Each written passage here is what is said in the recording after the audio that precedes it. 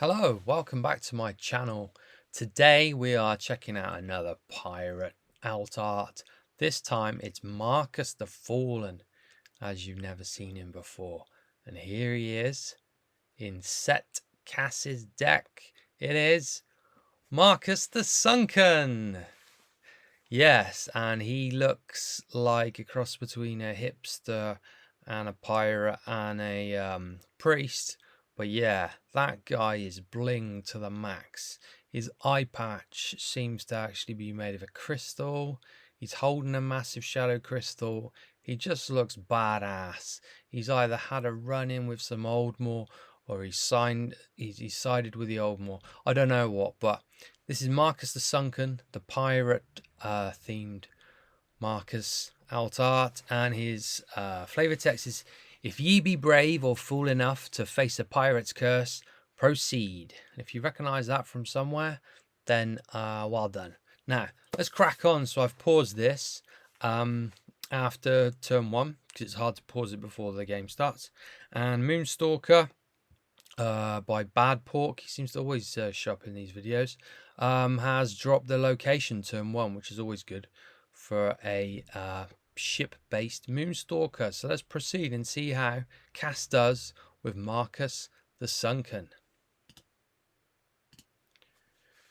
Okay, so Bad Santa on turn 2 fills up the hand, and Kass doesn't really get much value from that. And pass straight away. Now, what have we got? A ship, but it's a 2-cost ship. Would have loved to have that the turn before because he could have done some kind of combo. He's put on Scourge Colossus, and now Kass has decided to use his ability to go and grab that Kraken Attack. Use the ability of the location to grab the Kraken Attack. And the Colossus has gone, and so is the ship. So that didn't really pay off. That was a 2 for 1 there, or 1 for 2. Bad Santa's now given more cards, well, to himself mostly. And now Kass has got his own location and his own ship, of course, because this is a ship-oriented Markus. Not all of these pirate alt arts are going to be used in decks that have pirates or ships. They can still be pirates, though. Sometimes pirates don't have ships. They've lost their ship or something, like the start of Pirates of the Caribbean. So, but he's definitely a pirate. He's a pirate, all right. So, M is dropped down onto the board and drawn a card, and Horizon's Reach of the opponent has put somebody on, and doesn't control the location though, so doesn't draw a card there. Skirmish brings out Besieger. We've seen this combo before so many times. He's actually used 4 to smack into the 4 damage on just 1 health Emmy because he wanted to get rid of it so badly.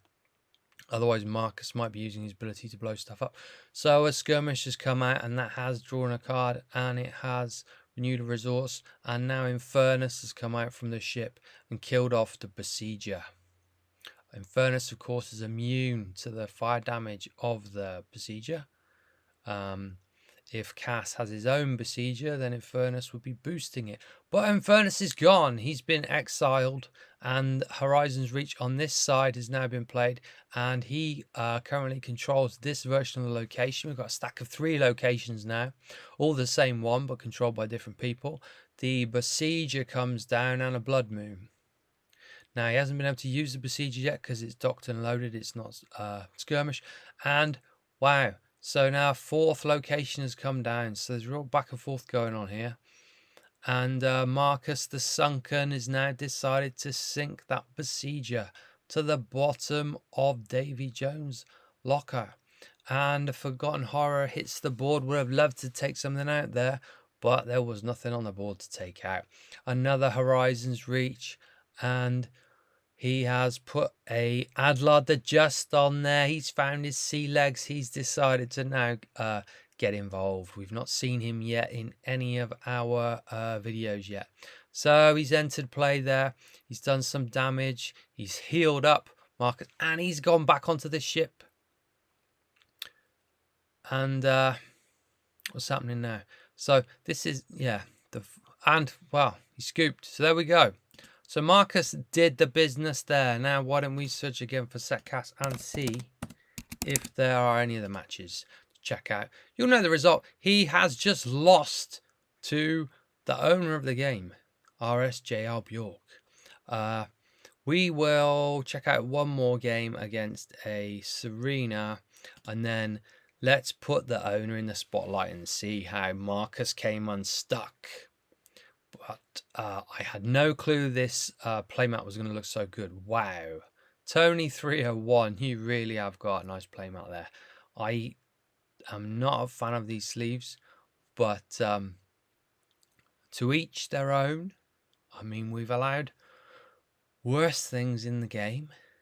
And here comes the location. Let's hop down. And the Bazaar has been used there to draw a card, renew a resource. And Silent Assassin comes down and it's got Stealthy. The previous one doesn't attack, now loses its stealth.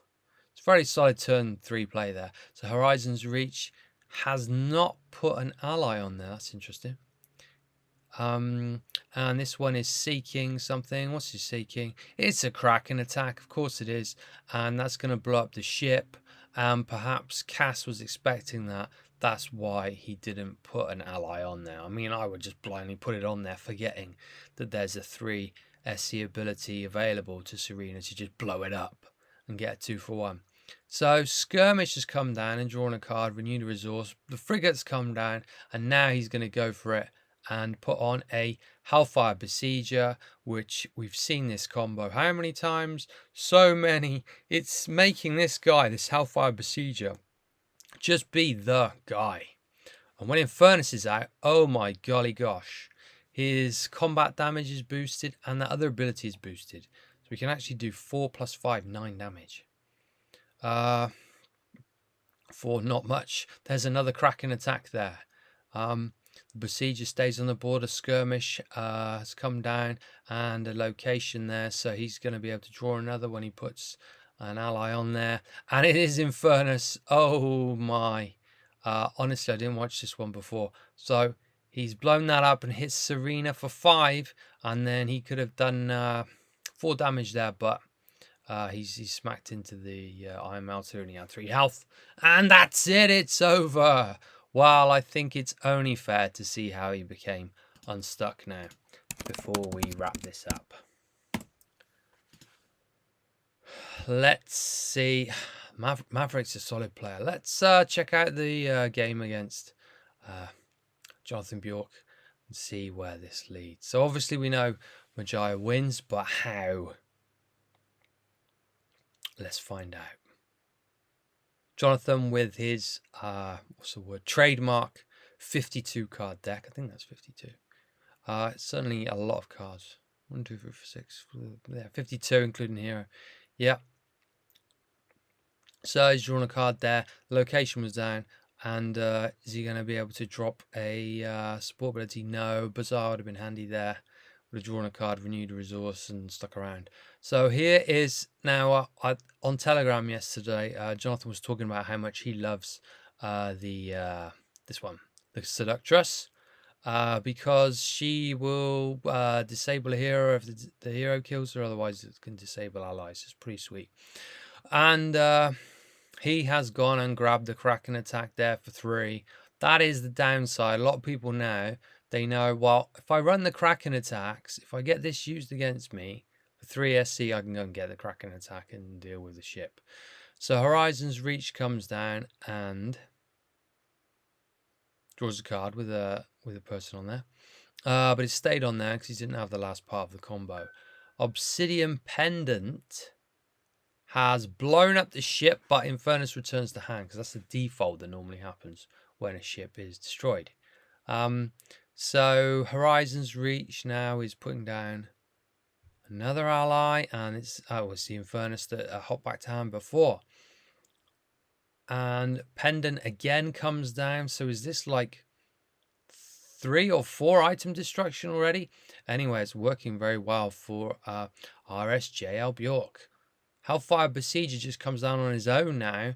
No ship, because 2 or 3 of them have already been blown up. Shadow Bolt, though, has dealt with him there. Just needs one more slap from somebody, and it is the Seductress who delivers it. And what's next for Kass? Well, he's got an Infernus there who's immune to fire damage, which is helpful because Majaya does fire damage. Lightning Strike, not so much. That guy really doesn't like being struck by lightning. Has Bjork... Oh, double Lightning Strike. There we go. Goodbye, Infernus. Nice knowing you. And, yeah, wow. So Bjork's in a great state here. Commanding health there on Majaya. Markus is getting very desperate, having to blow up his own ally, and he's become, because he blew her up, he caused her to die, she disabled him, and now Majaya's been able to blast the Besieger, and not forgetting that Majaya's ability used to do 3 fire damage, now it does 4 fire damage. And drawing a card with Tome of Knowledge, which used to cost 2, now costs 1. And that changed quite a while ago, but that is a solid draw engine. So the Skirmish comes down, Emmy comes down, and draws the card on the way in. Blow up the Skirmish, desperation move, just to deal with her, and now he's entered play disabled. Now at this point, Majaya probably can just find fireballs and end the game. Supernova first though, that's not a bad shout. Double fireball for the win would be the usual thing to happen on the next turn. Kass is not giving up. He's hoping to do some kind of healing. Some Blighted one hops down, gives some shadow energy, pings Markus for 1. A shadow bolt has just been yoinked and has blown up Adlard the Just. Pretty nice call there. So this is very controlly Majaya, although there are allies involved here. So with utility, usually controlly utility there. So Markus now has blown up the lovely looking shipwright, and the thing that the ship that she fetched has been able to enter play. Amulet of Conjuring is now going to put in some work. 3 cards, lose resource, but 3 cards. That's solid. And there's a fireball. And will it be another fireball for the win? Double fireball for the win. Will it be? He's seeking, and couldn't have been double fireball because he only had 2 left to spend. So, well, does that count as a win if you're a mage and you don't double fireball for the win? It should count half, right? This is only a half loss, I think. So yeah, Kass takes a half loss there, and Jonathan, owner of the game, takes a win. Well done, guys. That was great action there. Let's check out the deck then that was being used there. So what we've got Markus, we've got 4 Spitfire Hound, 4 Emmy. In fact, there we go. 4 Spitfire Hound, 4 Emmy. Seafaring Shipwright, just 2 of those to be able to seek the ship or be able to boost the durability. 4 Besieger, who just seems like the MVP. Infernus, only 2 of him because he's unique. You can't have 1 on the ship and in play if they're unique. 2 Adlard the Just, similar situation. Just 1 rain delay, which you can blow up with this guy. It can also stop you from being smacked in the face by an opposing skirmish type thing. 2 Kraken attacks, 4 skirmish, obviously. Bazaar, just 2 of those. Docked and loaded, just 2 of those. And only 6 ships, and there's a location 4 of those. So yeah, that's the deck. The deck code is 1265081B, and that was Markus the Sunken in action. So I hope you enjoyed that one. Let me know in the comments. The offer's still open for people to win a copy of the Pirate Alt Arts that I showcase. Just put your in-game name in the comments, and a week later I will do a draw and see who wins one. I might need a nudge to remind me to do it. I'm a pretty busy guy, but yeah. So I hope you enjoyed this one, and I'll see you in the next video.